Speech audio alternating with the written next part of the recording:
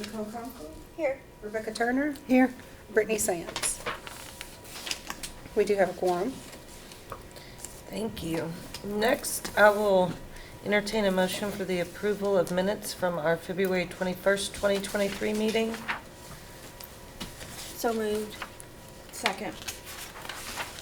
Everybody in favor, say aye. Aye. The minutes are approved as submitted. And then moving on to new business, item number 1, chairperson report and administrative approvals. This chairperson doesn't really have a report. I'm going to turn it over to Vicki for administrative approvals. And Vicki was in attendance at the comp plan meeting today, if there's anything we need to hear about that. Sure. I'll start with that. We did have a comp plan advisory committee meeting today. It was held here in City Hall this time. There were probably about 15 or 20 people that were there. It was pretty good. The consultants brought their first iteration of the future land use map and laid them out and kind of let people talk. And they also brought a document that had all of the different future land use classifications and let people talk about that too. And what happened was 2 groups formed, and one of them focused on the categories and the language for them and whether or not they felt like it was what they wanted. And the other group really just focused right in on that map. And they were here until about 4:45. Right before you guys came in.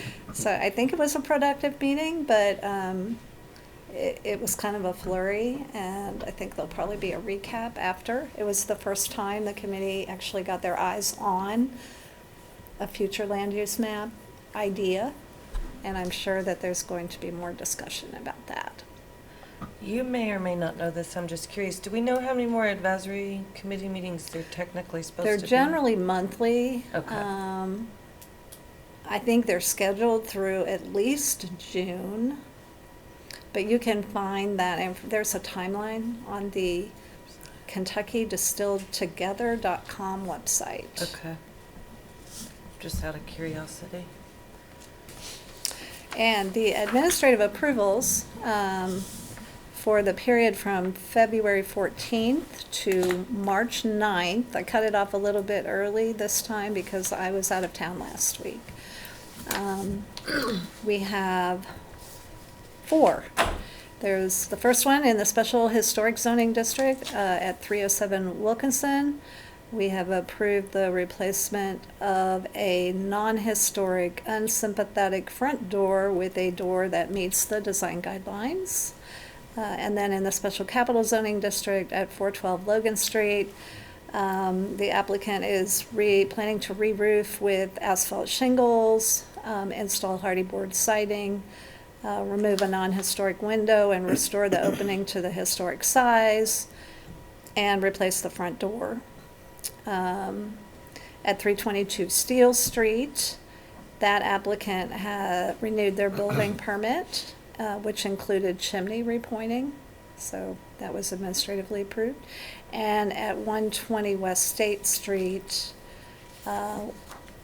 staff approved a 3 square foot hanging sign on a pole. Great. Thank you, Vicki. You're welcome. Next item of new business is the selection of ARB member to serve as a consulting party representative for the Singing Bridge Preliminary Engineering and Environmental Assessment Project.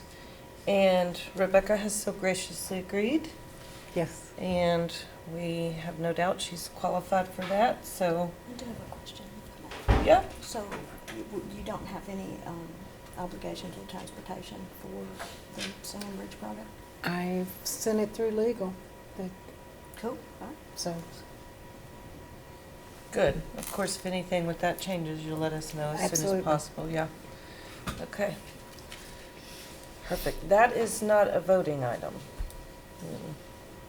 That's correct. The chair can make an appointment. Okay, just wanted to confirm. Moving on to item number 3 of new business. Madam Secretary, if you will review, or, read the request for us. In accordance with Articles 4, 16, and 17 of the City of Frankfort zoning ordinance, Jen Williamson, on behalf of 305 to 311 St. Clair LLC, is requesting a certificate of appropriateness for a front blade sign and a lighted sign on the existing storefront canopy at the property located at 309, 311 St. Clair Street. The property is more particularly identified as PVA map number 061-2413-02000.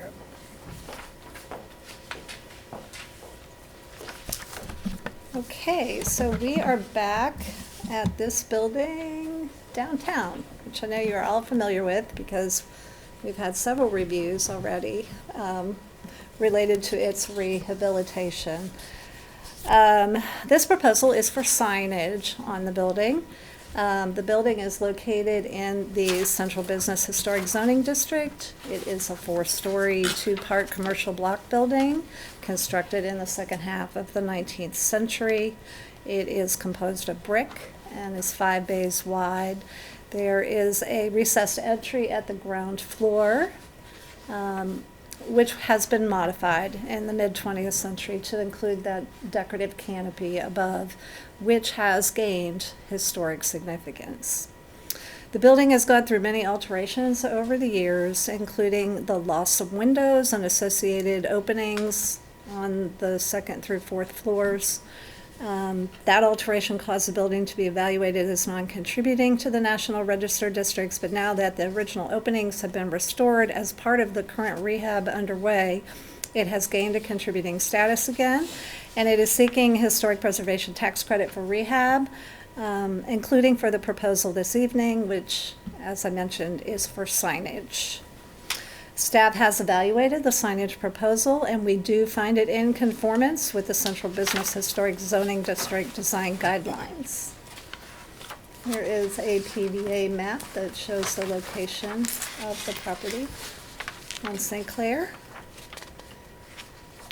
And here is a copy of the 1886 Sanborn Fire Insurance map that shows the location of the building and early use. I think it's identified as a tin shop. Tin? Tin.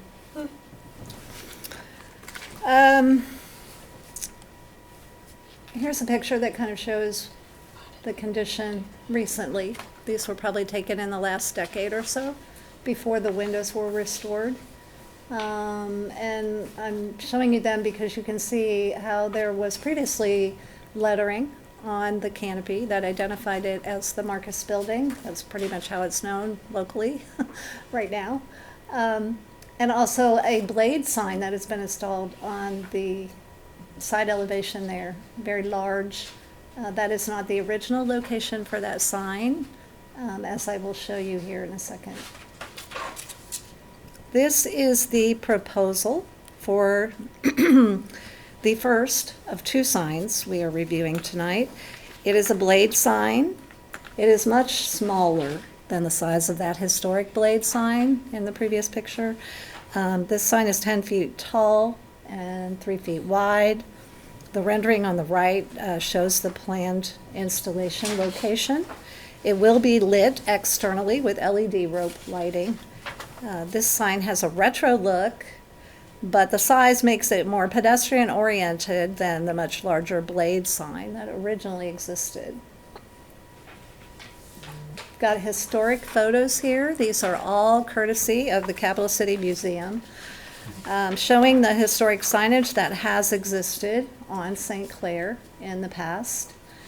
You can see a variety of signage, and much of it was externally lit with neon lights.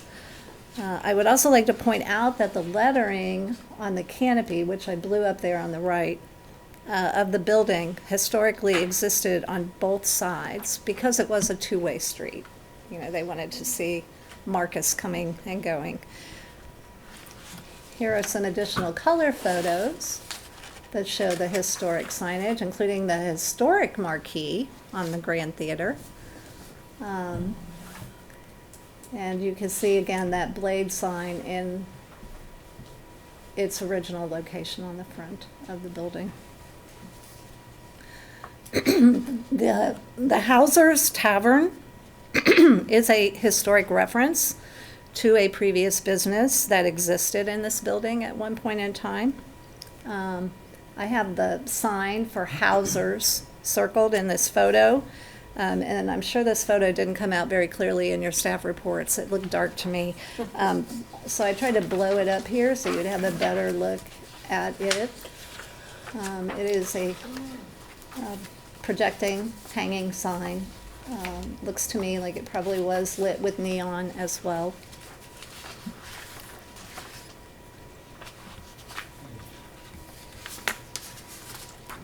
Excuse me, I'm having trouble here moving my slides. There we go.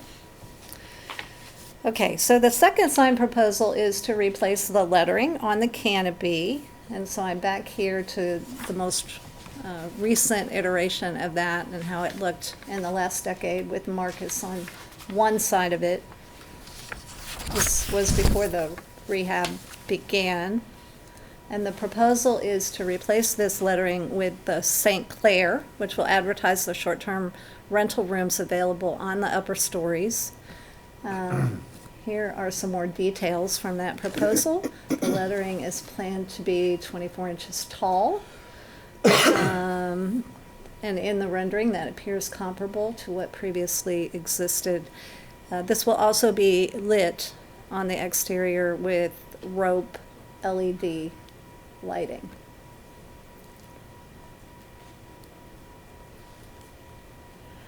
Staff does find that the proposed signage is compatible with the historic character of this particular zoning district. The signs reference designs for signs that previously existed in this location. The blade sign proposed is smaller in scale than the historic sign that existed previously, and it is appropriately scaled to the size of the building and the existing features. This lettering proposed on the canopy will restore a previous historic feature on one side. The lights will not move or blink.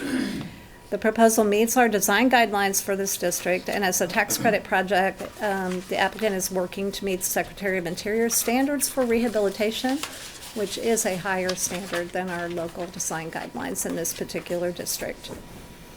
And based on the information contained in the application and staff's evaluation within the context of the property's significance, key features, integrity, neighborhood character, and preservation goals for the city of Frankfort, staff recommends that this proposal be approved by the Architectural Review Board in accordance with the findings on page 4 and 5 of the staff report. And if the board elects to issue a certificate of appropriateness, staff recommends that the following conditions be applied, which are on page 5 of the staff report. And I will be happy to answer any other questions. Any questions for Vicki? Thank you, Vicki. If the applicant or a representative of the applicant will come forward and state their name and address. Hi, I'm Jen Williamson, and we're at 407 Wapping Street. Have you received, Yes. reviewed, and agree with all the findings and Yes, we do. statements of facts found in the staff report? Okay, great. Does anybody have questions for the applicant?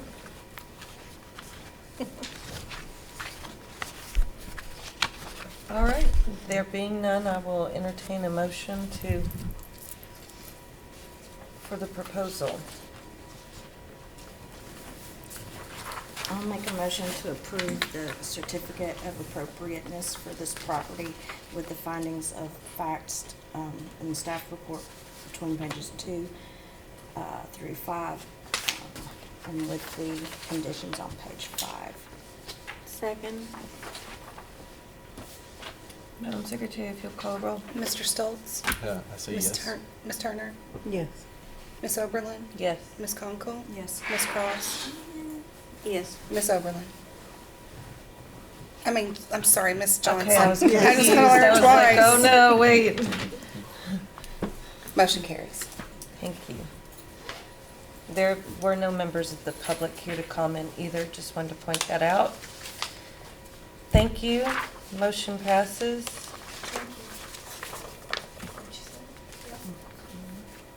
And then item number 4 on our new business is citizen comments. Again, no citizens being present. I don't think we have any of those. And I will entertain a motion to adjourn. So moved. Second? Everybody in favor say aye. Aye. Aye. We are adjourned. Thank you, Sorry to guys. take the place that somebody had. Really awesome. I texted her.